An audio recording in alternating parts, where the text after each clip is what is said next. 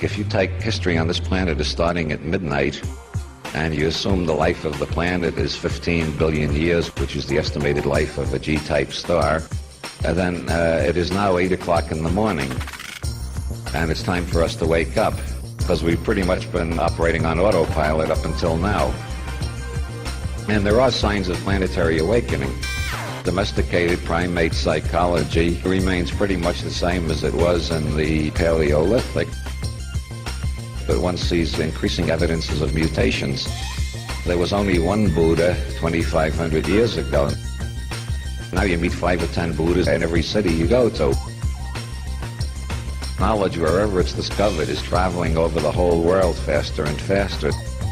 The possibility of changing consciousness was discovered in the Orient 2,500 years ago at least. Probably it's older than that. But techniques were discovered to quiet the mind, pacify the mind, remove emotional compulsions, and these were organized into the science of yoga. As John Lilly says, yoga is the science of the East, as science is the yoga of the West. Science is a yoga too. Science is a way of trying to reach an objective level in which your emotional compulsions and prejudices aren't twisting all the facts to fit in with your favorite reality tunnel.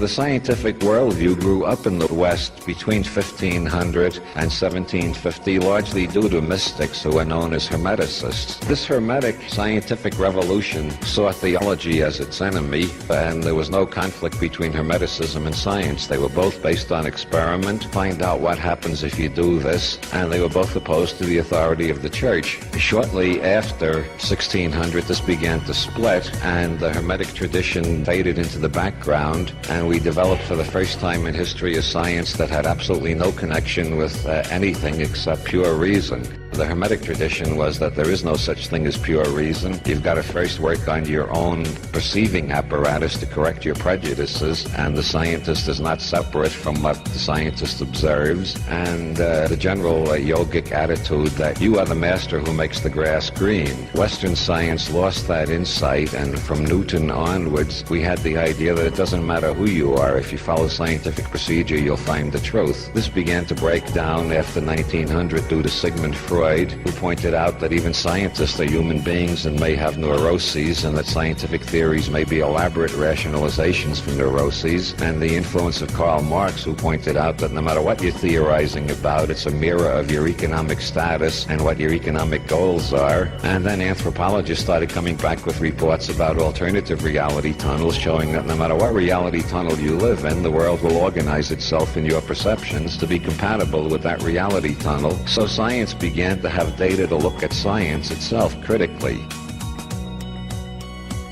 That's how intelligence increases, when intelligence looks at intelligence and criticizes intelligence. So we got to the point where we could look at science and say science is the product of people. People are doing this, and their prejudices are getting into it. And it's not just enough to say I will be objective. You've got to learn to change yourself from the inside out before you can even begin to approximate toward objectivity. How do you do that?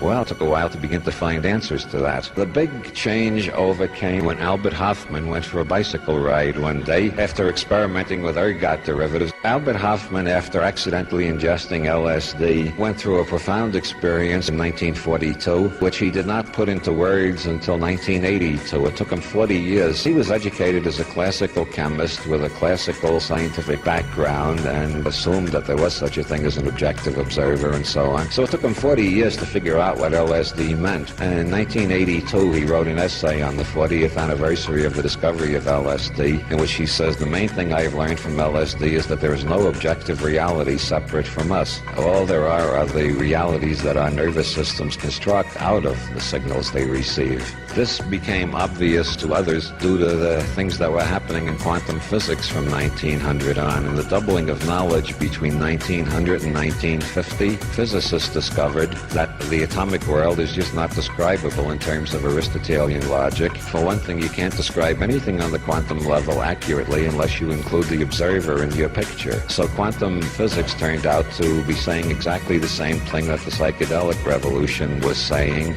that there is no objective reality separate from us. All we know is the reality that we are co-creators of, the reality perceived, conceived, put together by our nervous systems. And at this point, it becomes obvious that intelligence can be be raised, consciousness can be altered. Nothing is static. All we've got to do is learn how to change our nervous systems, and we can go to wider and wider reality tunnels and bigger levels of perception and so on. And so there was a great deal of drug research, and a lot of people were getting a lot of radical ideas, and so the government made it illegal, which is the natural thing to do if you're a politician. The last thing you want is intelligence increase. So then some others started saying, well, okay, they won't let us investigate drugs, but now that we know it's possible to change consciousness, let's see the other techniques that they will let us investigate.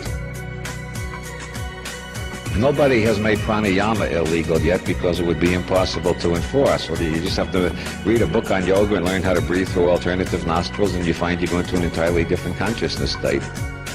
Then you can go back to your ordinary consciousness, think about that state, then go back into that state and think about your ordinary consciousness, and already you're in I squared. You're in intelligence studying intelligence. You're finding out how your nervous system works. So with each decade since the 1960s, we are moving more and more to the place where we can change our nervous systems, change our reality tunnels, and make bigger and bigger reality tunnels. Once you look down at your reality tunnel, whether your reality tunnel is Ohio Methodist or New York Jewish or Marin County hippie or Tokyo capitalist Zen Buddhist or Iranian Muslim fundamentalist, once you get to the level where you're outside your reality tunnel looking down at it, you can compare reality tunnels, and then you're on a higher level of intelligence already, because you're no longer a conditioned mechanism just following the reality tunnel that was accidentally imprinted or conditioned, and you can start choosing between reality tunnels.